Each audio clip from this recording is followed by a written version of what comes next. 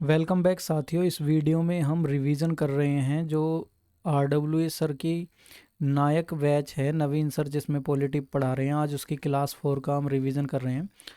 इसमें शुरुआत से ही पढ़ते हैं। कल कहाँ से शुरू हुआ था? तो भारत का संवैधानिक विकास से शुरू हुआ था। तो सबसे पहला एक्ट था चार्टर एक्ट 1600, जिसे ब्रिटेन की महारानी एलिजाबेथ ने 31 दिसंबर 1600 को, जिसके तहत ईस्ट इंडिया कंपनी की स्थापना की थी। ईस्ट इंडिया का नाम ईस्ट इंडिया कंपनी 1833 में हुआ। इससे पहले जब इसकी स्थापना हुई थी तो इसका नाम the governor and company merchant of London trading था। इसके निवेशक थे 217 जो इसके शेयर होल्डर थे। भारत आने वाला पहला अंग्रेज था जो 1579 में आया था, स्टीफन थॉमस था। इस समय भारत में अकबर का शासन था। सेकंड अंग्रेज था रोल्फ फिच जो 1583 में भारत में आया था। ईस्ट इंडिया कंपनी की स्थापना करके उसे पूर्वी देशों में 15 वर्षों तक व्यापार करने का एक अधिकार प्राप्त हुआ था चार्टर एक्ट 1600 के द्वारा। ईस्ट इंडिया कंपनी का 1600 में नाम, जब ये इसकी स्थापना हुई थी तो इसका नाम था the governor and company of merchant of London trading in east Indies. इसे ही मर्चेंट ऑफ एडवेंचर्स के नाम से जाना जाता था। इसका पहला अध्यक्ष मेयर था। इसकी शक्तियाँ 1858 एक्ट में ख़त्म कर दी गई। 1874 में इसे पूर्णतः बंद कर दिया गया। ये किसकी बात हो रही है? ईस्ट इंडिया कंपनी की।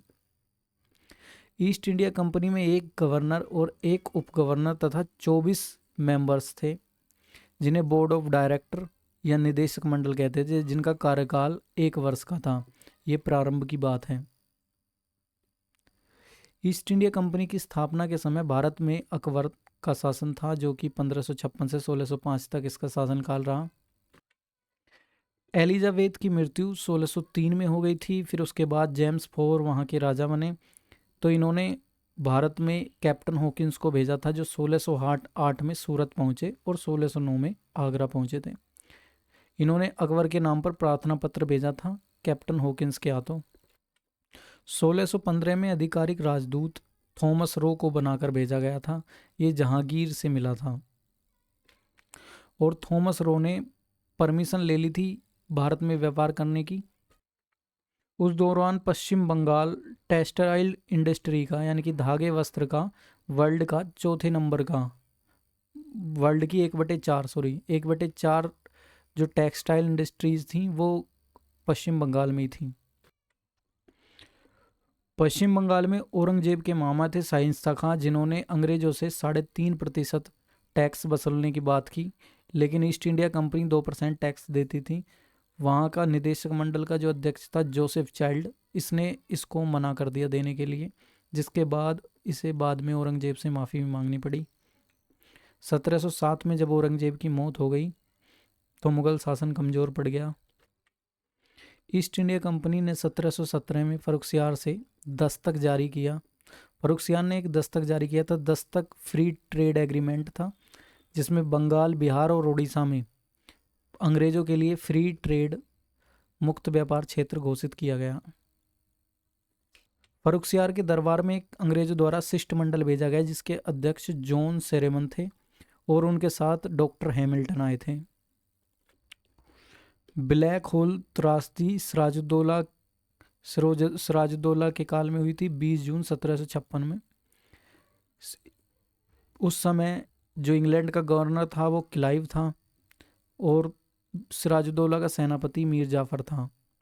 1757 में प्लासी का युद्ध हुआ 23 जून 1757 में, जिसमें सिराजुद्दौला हार गया और भारत में अंग्रेजों की शासन की पहली नींव पड़ी। बक्सर का युद्ध 22 अक्टूबर 1764 को हुआ। ईस्ट इंडिया कंपनी की तरफ से मुनरो नेतृत्व कर रहा था और उसके सामने थे शाह आलम द्वितीय, मीर कासिम जो नवाब थे, और शुजाउद्दौला जो अवध के नवाब थे। शाह आलम द्वितीय जो थे, ये मीर कासिम तो पश्चिम बंगाल का ही नवाब था, शाह आलम द्वितीय मुगल बादशाह था, जिसमें इन सब की हार हो गई। 1765 में दो संधियां हुई, एक तो 12 अगस्त 1765 की और एक 16 अगस्त 1765।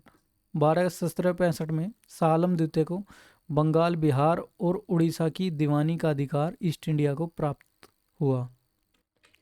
बंगाल में द्वैध शासन 1765 की जो ये संधि हुई इसी ने लागू कर दिया।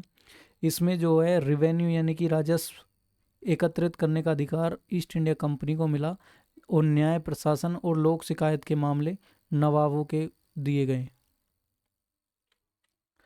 ये न्याय प्रशासन लोक शिकायत को ही निजामत कहा जाता है।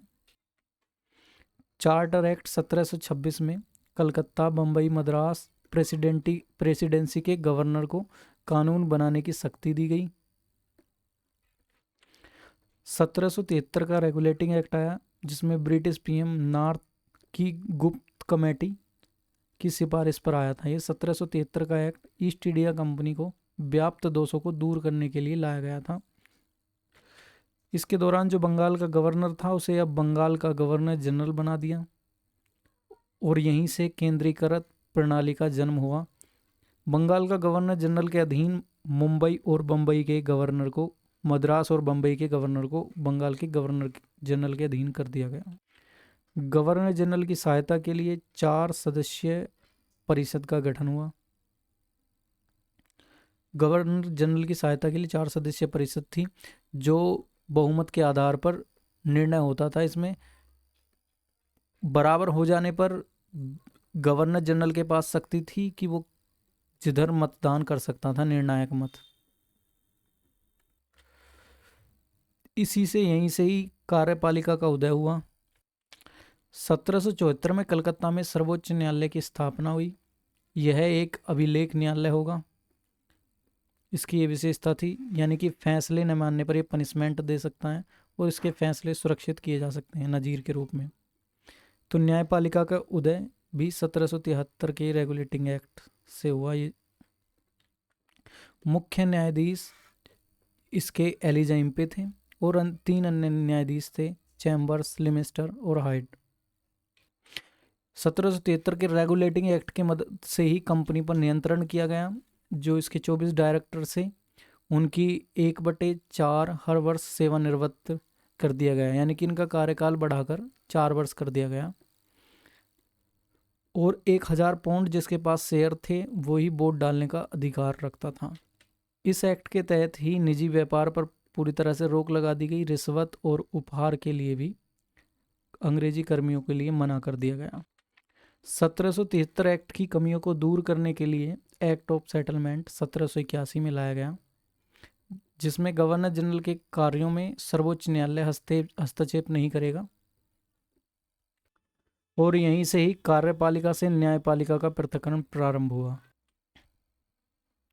1600 में ईस्ट इंडिया कंपनी ने किस शासक से चार्टर एक्ट प्राप्त किया तो वो महारानी एलिजाबेथ थी।